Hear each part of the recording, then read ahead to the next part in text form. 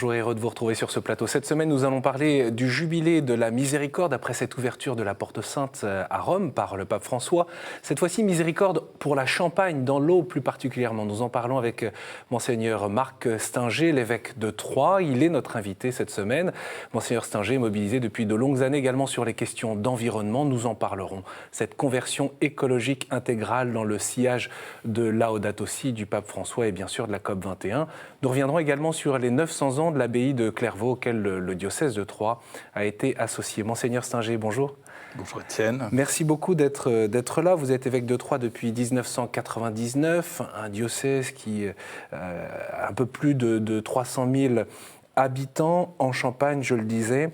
Le pape François souhaitait que tous les diocèses du monde ouvrent les portes ou la porte de la miséricorde dans les cathédrales, dans les sanctuaires.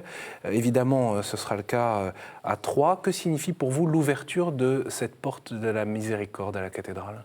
Je trouve que c'est un symbole très, très important, très fort même. Alors, pour plusieurs raisons. D'abord, nous n'en ouvrirons qu'une, celle de la cathédrale. Il n'y en aura pas plusieurs. Il se trouve que la cathédrale est au centre du diocèse.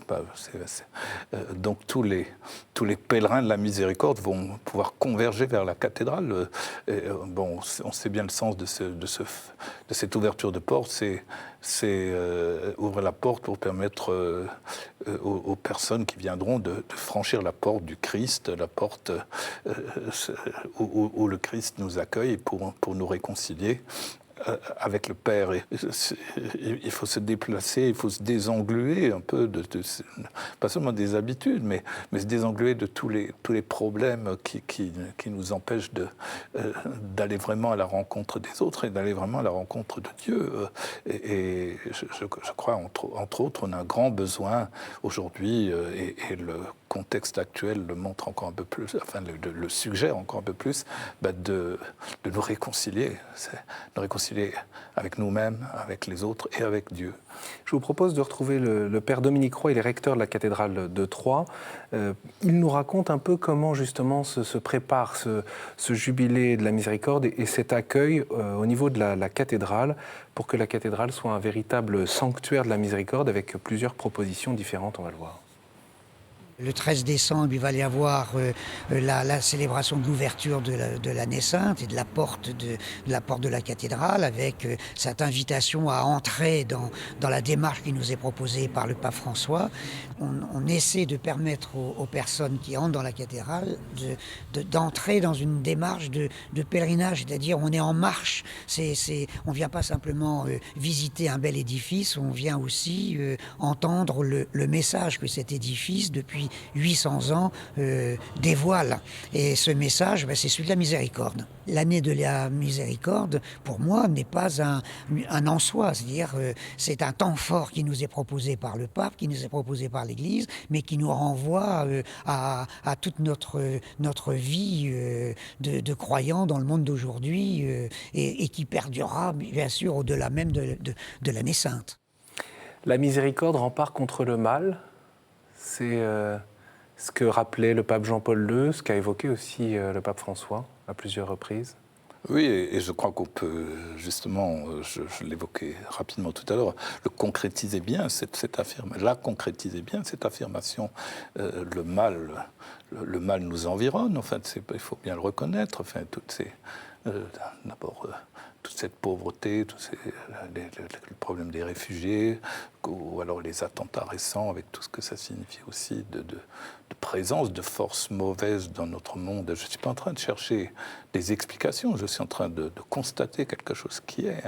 Et on ne peut lutter contre ce mal qu'avec le pardon, qu'avec l'amour, et qui dit amour dit nécessairement pardon.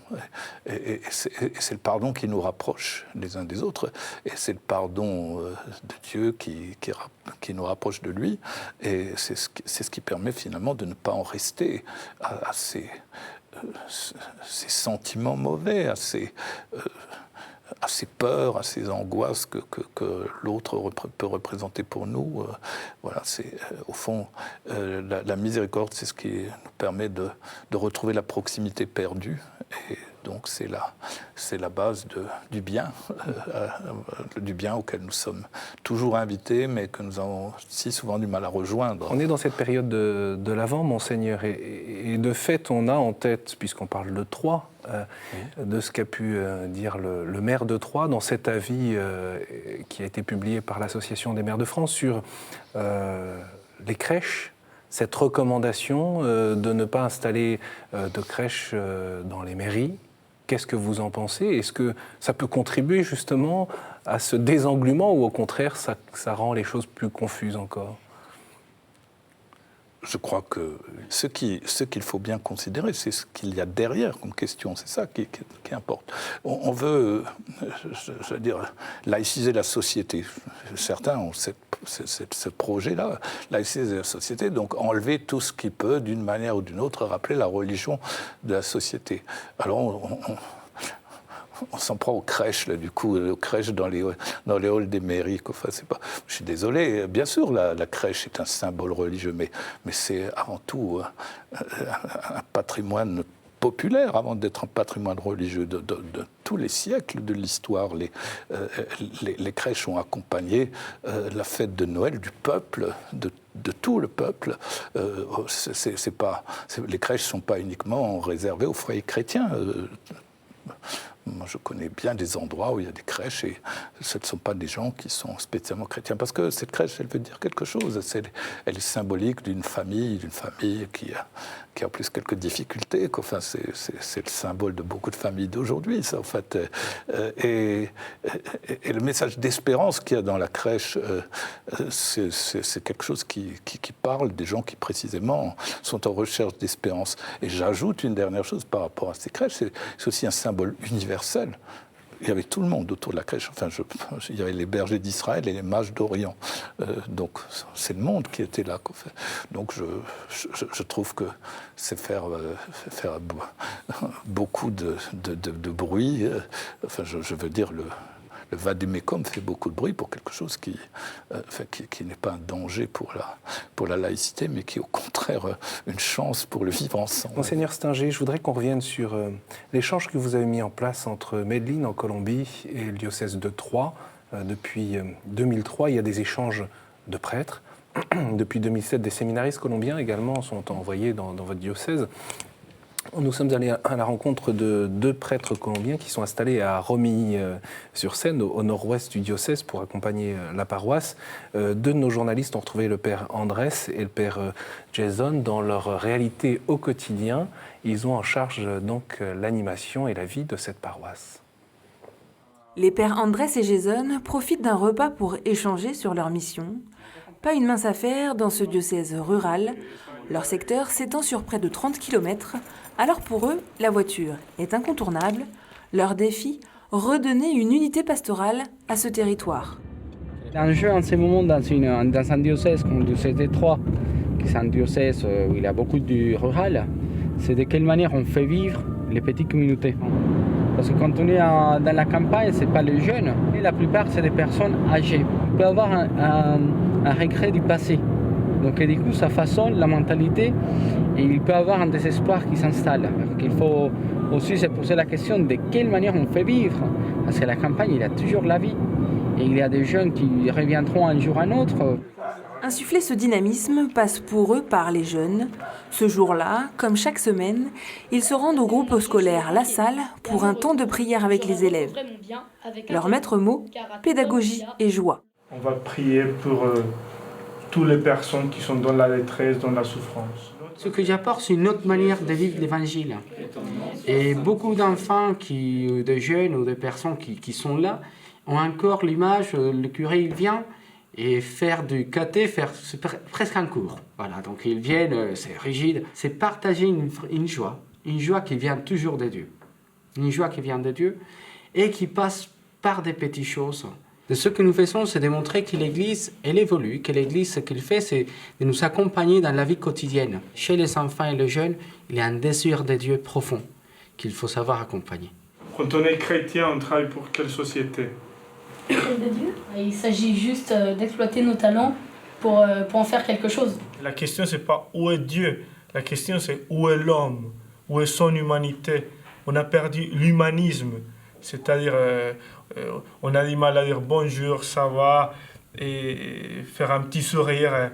Et quand on perd l'humanité, on devient des sociétés malades et des sociétés tristes. La joie de l'Évangile, cette joie qu'on la partage avec tout le monde, quoi. Pour les aider à répandre cette joie de l'Évangile sur l'ensemble de leur territoire, les prêtres colombiens s'appuient notamment sur les frères missionnaires des campagnes. Les 4 frères de la communauté sont au service de la paroisse depuis leur arrivée sur le secteur en 1993. Ils assurent ainsi une présence de l'Église, en particulier auprès des périphéries. Donc j'aurais besoin, si quelqu'un peut me remplacer le 12 à Gélane. Les frères ont vu l'arrivée des prêtres colombiens sur la paroisse avec leurs différences, des changements qui les ont bousculés parfois et qui font du bien. Il y a des gestes liturgiques qui nous surprenaient plus, quoi, qu'on a connus autrefois en Europe. Par exemple, Andrés, il a le col romain. Nous, ça bouscule un peu, mais ça ne fait pas de mal. Hein. On parle d'église sœur chez nous ici. Et pour nous, ça, c'est important. Les prêtres, ils ne viennent pas là pour faire du dépannage. Ils viennent là pour partager notre mission. Eux, ils arrivent avec la jeunesse, d'une part. Bon, ça crée une relation, j'allais dire, familiale avec nous. Une relation familiale, c'est ce que le père Andrés a voulu recréer avec ses paroissiens. En partant à 9000 km de chez lui, le père Andrés a fait le choix de se déraciner pour s'enraciner dans la mission. Voilà, un reportage de Marine Le Boulanger, Olivier François, donc à Romilly. Monseigneur, je voyais suivre le reportage avec attention, avec le sourire aussi. Hein. Oui, mais ces prêtres sont tellement joyeux qu'ils inspirent la joie, donc on ne peut que sourire quand on les voit à l'œuvre. Hein. Oui, il y a cette phrase qui rebondit avec ce qu'on disait à l'instant. Comment sortir d'une société malade et triste, hein?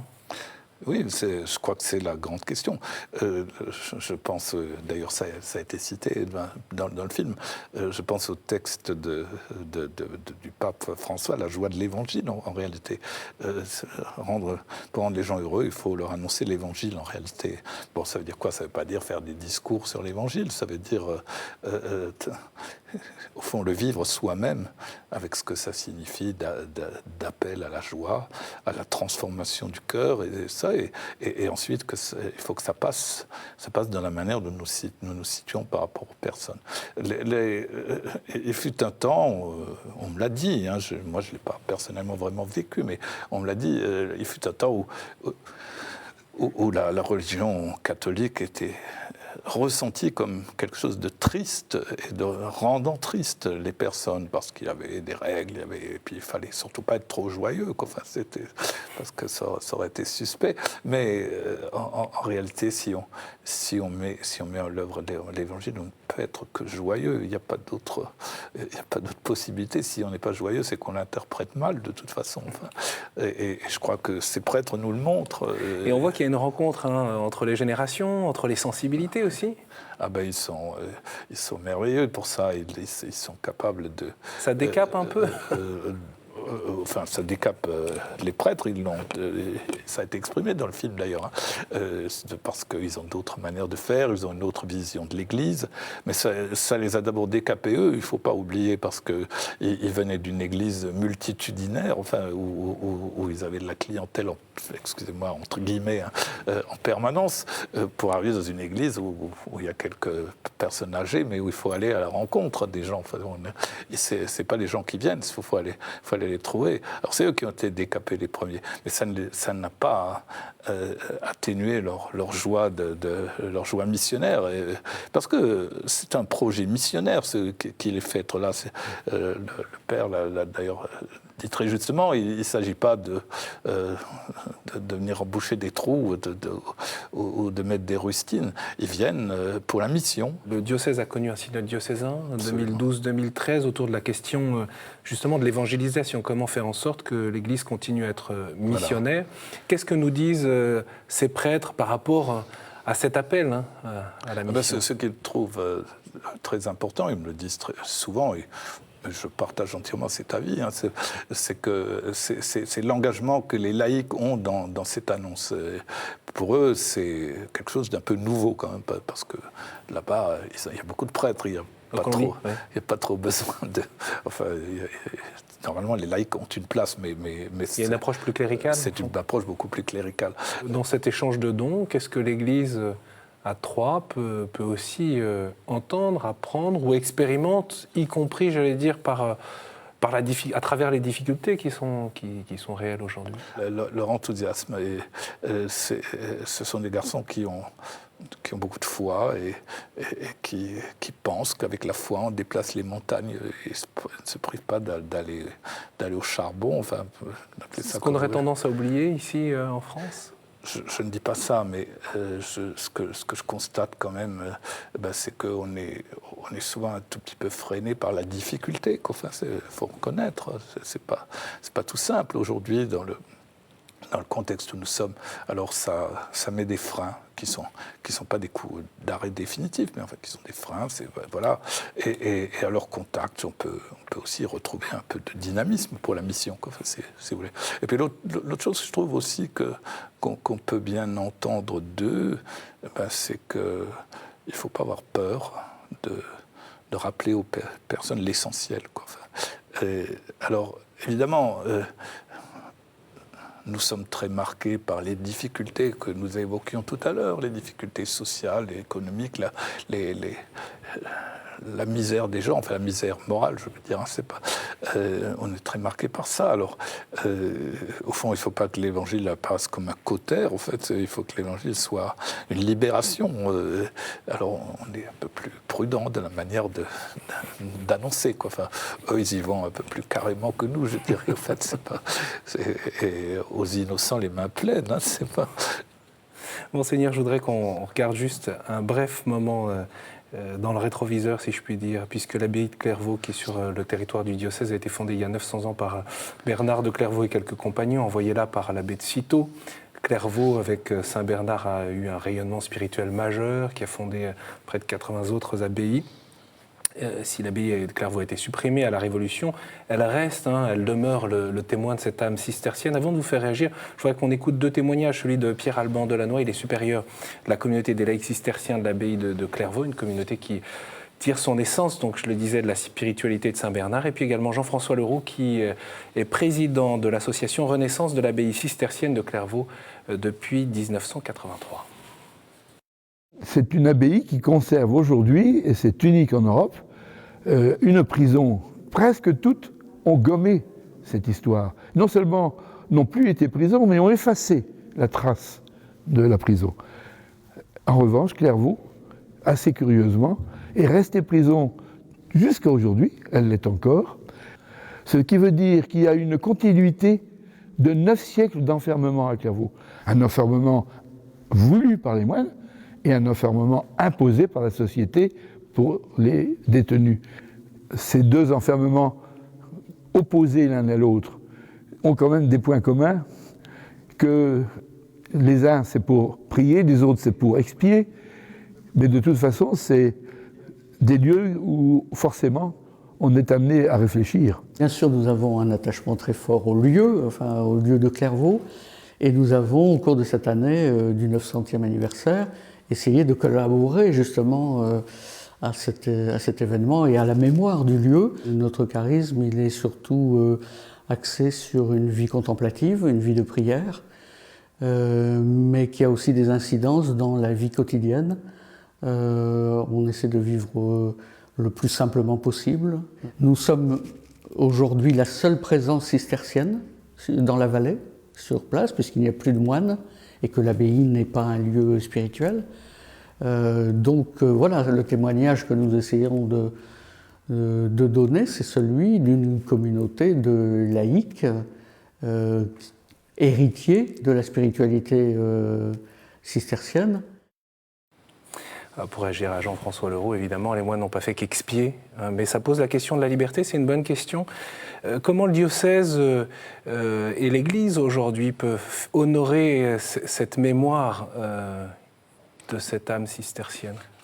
D'abord, nous sommes beaucoup impliqués dans les célébrations pour dire que la spiritualité de Saint Bernard nous concerne aujourd'hui. C'est très, très actuel, que ce soit dans la dimension de la relation à l'écriture, de l'ouverture au judaïsme, de relation à la nature, à la création, tout ça sont des éléments d'une spiritualité pour aujourd'hui, la prière, voilà. Donc nous essayons de valoriser ça, et ça a été une bonne opportunité, ces fêtes du 900e anniversaire. J'espère qu'il y aura des suites pour après aussi. Monseigneur, vous parlez justement de ce respect de la création. Vous êtes engagé sur la question de l'environnement depuis des années. Alors, je voudrais, avant de vous faire réagir sur ce point, vous faire écouter le témoignage de Vivien Figiel. Il a été dessinateur industriel pendant 11 ans en Normandie, avant de reprendre l'exploitation agricole de ses parents sur le territoire du diocèse de Troyes. Il y a d'ailleurs une particularité parce que, au fond, les bâtiments et l'exploitation agricole, c'est le diocèse qui en a été propriétaire. D'ailleurs, il continue, Vivien Figiel, à louer ses terres au diocèse. Voilà ce qu'il nous dit de ce témoignage sur l'agriculture raisonnée aujourd'hui. J'ai commencé par aller travailler sur l'extérieur parce que j'avais besoin et envie de voir autre chose que l'exploitation agricole. Et après 10 ans de travail sur l'extérieur, j'ai eu envie de revenir sur l'exploitation pour continuer le travail de mes parents. Donc en fait, mon père avait déjà anticipé les problèmes écologiques qui se passent en ce moment. Donc ça fait déjà longtemps qu'il travaille sur une agriculture raisonnée, en fait, où il fait attention à ce qu'il fait dans les champs, à la manière dont il sème et puis récolte les cultures, et au niveau de la rotation des productions. Donc en fait, il m'a expliqué tout ça, et moi j'ai vraiment continué dans cette démarche. Ça a donné un sens à mon travail, en fait. C'est vrai que travailler dans un bureau, on ne se rend pas compte forcément de ce qu'on fait et puis les conséquences que ça a derrière, parce qu'on fait juste notre travail et puis c'est tout. Là, ça donne vraiment un sens à notre travail, quoi. On sait pourquoi on travaille, on transforme derrière. Ce qu'on vend au final, c'est ce qu'on a commencé au début. Donc voilà, on fait la chaîne, et c'est ça qui est super important et qui est super intéressant, quoi. Alors, Monseigneur, qu'est-ce que nous dit Vivien à travers son témoignage, au fond, de cette préoccupation, cette prise de conscience progressive des enjeux autour de l'environnement, rapidement? Moi, j'aime bien cette expression, faire attention à ce qu'on fait. Ça paraît basique, ça paraît mais qu'on soit producteur ou qu'on soit consommateur, c'est exactement la même chose. Je ne suis pas sûr que nous fassions toujours très attention à ce que nous mangeons, à la quantité que nous mangeons, tout ça. Il y a beaucoup d'automatismes dans nos vies, des automatismes qui nous satisfont, notre besoin de consommation. Or, retrouver un vrai rapport aux choses et aux personnes, ça ne se fera pas si on ne commence pas par faire attention. Ça c'est la chose que je dirais volontiers de son témoignage. On a, Monseigneur, beaucoup parlé de la COP21, évidemment, de ces fameux 2 degrés de réchauffement climatique, mais au fond, à quoi vous êtes-vous attentif ? Peut-être aussi en ayant cette préoccupation, telle que le pape François l'a souligné, la conversion écologique intégrale. Est-ce qu'au fond, on en est proche de cette conversion ou on en est encore assez éloigné ? Je ne risquerai pas de dire si on en est proche, mais on est sur le chemin, j'espère quand même un tout petit peu. Ce que je mettrais en valeur, c'est qu'en fait, il ne s'agit pas simplement d'aménager les choses. Quand on parle de 2 degrés, d'ailleurs, la bonne version, c'est 1,5 degré, je vous informe. C'est pas, là, on est encore dans l'aménagement.